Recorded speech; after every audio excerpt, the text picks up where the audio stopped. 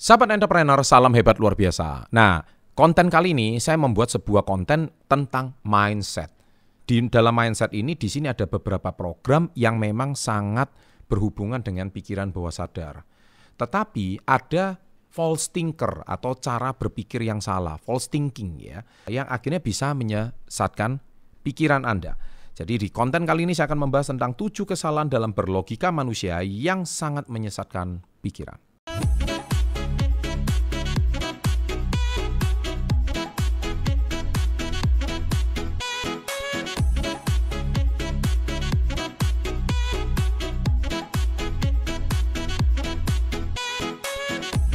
Welcome to Success Before 30 Business and Financial Mentoring.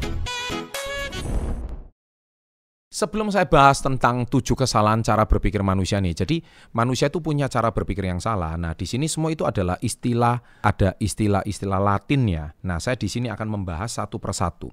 Logical fallacies atau sesat pikir adalah kesalahan dalam penalaran terhadap sebuah peristiwa. Jadi seringkali tidak logis dan tidak valid. Nah, yang pertama adalah ad hominem. Apa maksudnya ad hominem? Yaitu menyerang secara pribadi. Sebagai contoh tuh gini, lu kayaknya investasi deh, jangan boros deh. Ah, lu wanita tahu apa sih? Nah, dianggap semua wanita bahwa wanita itu nggak ngerti soal keuangan. Mungkin wanita cuma ngertinya infotainment, gosip, shopping, ya kan? Tapi wanita nggak paham tentang yang namanya investasi finansial. Nah, itu tidak boleh kita mendiskreditkan seseorang seperti itu atau kita langsung memukul rata bahwa semua wanita itu tidak paham. Nah, itu namanya ad hominem.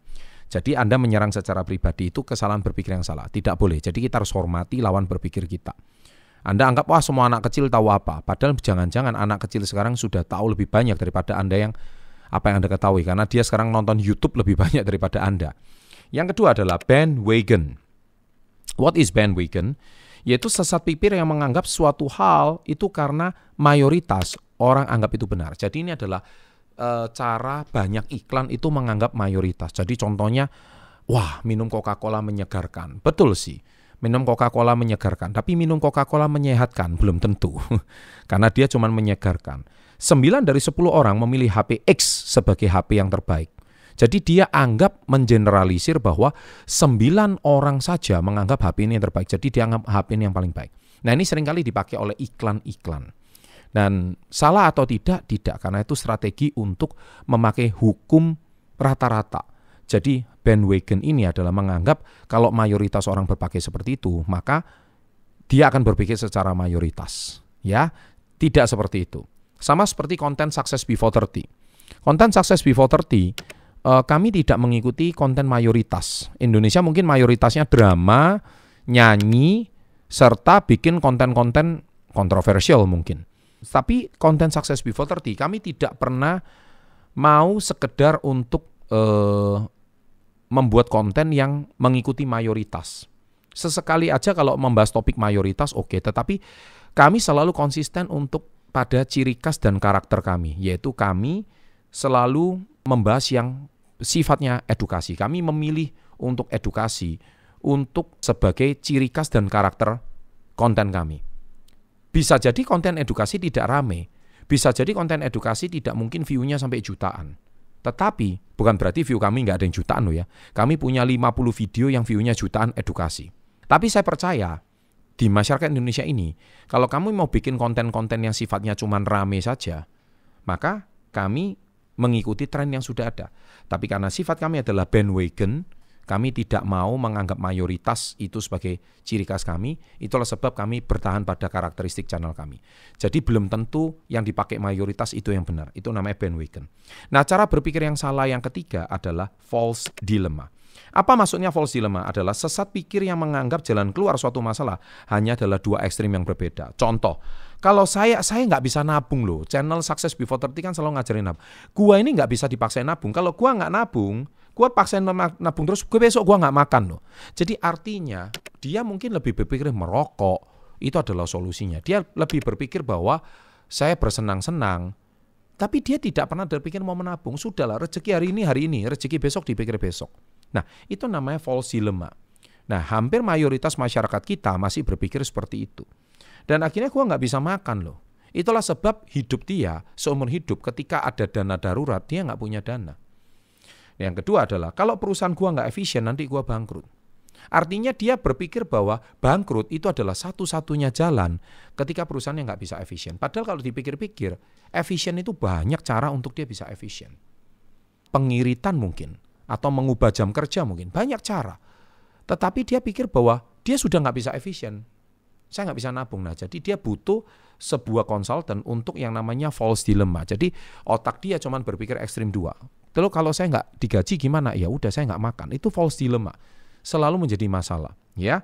Nah itu kesalahan berpikir yang ketiga. Yang keempat adalah appeal to authority. Maksudnya adalah sesat pikir yang menganggap bahwa statement orang yang punya otoritas dianggap paling benar. Contohnya, ada influencer ngomong, besok kita beli saham X karena saham ini harganya besok akan naik. Nah itu nggak boleh. Saya nggak pernah mengajarkan untuk orang itu beli saham ini besok naik. Nggak pernah. Karena saham itu fluktuatif. Bisa naik, bisa turun. Kita nggak ada yang tahu. Nah itulah sebab influencer kita tidak pernah akan paham dan tidak boleh merekomendasikan apapun. Nah tetapi orang yang dianggap punya otoritas itu, dia menganggap apa yang dikatakan dia pasti benar. Padahal bisa jadi kata-kata dia bisa salah. Ya, ambil contoh ya 2 orang afiliator baru-baru ini yang ketangkap. Apapun yang kata-kata dia bisa mempengaruhi sampai jutaan orang. Sampai akhirnya tertangkap. Itu salah satu contohnya yaitu tentang appeal to authority. Dia dianggap punya otoritas. Dianggap dia punya Ferrari kaya raya. Dianggap dia punya rumah kaya raya. Dianggap dia bisa pamer jam tangan mewah, dia kaya raya. No. Itu orang kaya palsu. Oke? Nah yang kelima, kesalahan yang berbeda, hasty generalization. Mengeneralisir semua masalah.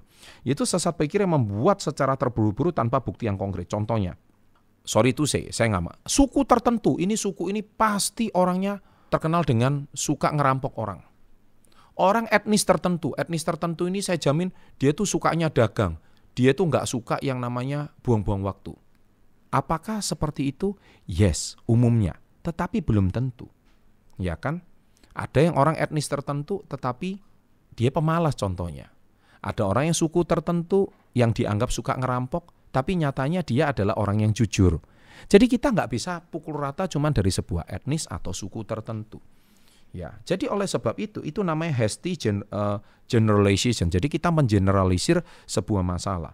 Dia di rumah doang, tapi kok nggak ada duitnya, pasti dia ngepet deh. Nah, itu contohnya. Artinya bisa jadi dia itu orangnya dari pagi sampai malam cuma di rumah, tapi dia menghasilkan uang online contohnya. Nah, jadi kita nggak bisa mengeneralisir bahwa semua orang itu pasti seperti yang cara pikir yang dia berpikir. Yang keenam, burden of proof. What is the meaning by burden of proof? Burden of proof adalah sesat pikir yang menganggap kita sebuah statement yang sesuatu yang valid, padahal statement itu tidak valid. Contohnya, ada bunyi, pintunya seperti itu. Jangan-jangan malam ini ada setan di rumah ini. Padahal dia itu pintu itu cuma terdorong oleh angin. Atau pintu itu cuma terdorong oleh tikus. Tapi dia langsung menganggap sesuatu belief yang ada di dalam otaknya dia, yaitu burden of proof. Jadi dia menganggap bahwa suara itu pasti sesuai dengan pikiran bawah sadarnya.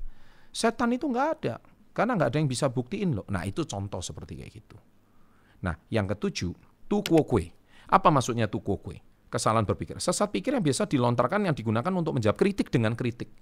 Ketika dia mendapatkan kritikan, dia untuk self defense, dia lebih baik mengkritik orang lain. Kayak emang lu aja yang paling pinter, emang kayak lu aja yang paling hebat. Kalau orang yang matang, ketika cara berpikir, ketika dia dikritik orang, dia akan terima, dia terima kasih, dia tidak pernah membalasnya, dan dia akan menganggap itu sebagai sebuah masukan bagi dia. Bukannya dia hari ini mengkritik orang lain lagi dengan kritikan yang lebih pedas, tetapi dia ujung-ujungnya cuman supaya kepengen terlihat pintar dan pandai. Padahal ujung-ujungnya dia cuman memperlihatkan kedunguannya dia sendiri. Nah oleh sebab itu, tu quo que ini juga salah satu yang paling banyak di sosial media. Banyak orang berdebat untuk sesuatu yang nggak jelas, ya kan? Nah akhirnya saya percaya 7 kesalahan berpikir ini kalau kita cermati, niscaya Anda akan menjadi pribadi yang lebih cerdas, Anda akan menjadi pribadi yang lebih matang. Sebelum kita mengungkapkan pendapat, sebelum kita mengambil sebuah keputusan, lebih baik kita cerna dulu. Kita ini punya kesalahan berpikir yang di mana. Oke? Terima kasih sahabat SP30. atas atensinya kali ini. Jangan lupa like-nya. Dan kalau Anda mau mempertajam mindset, di sini banyak kisah-kisah tentang mindset yang akan membuat cara berpikir Anda menjadi lebih positif. Sukses untuk Anda, and always salam hebat, luar biasa.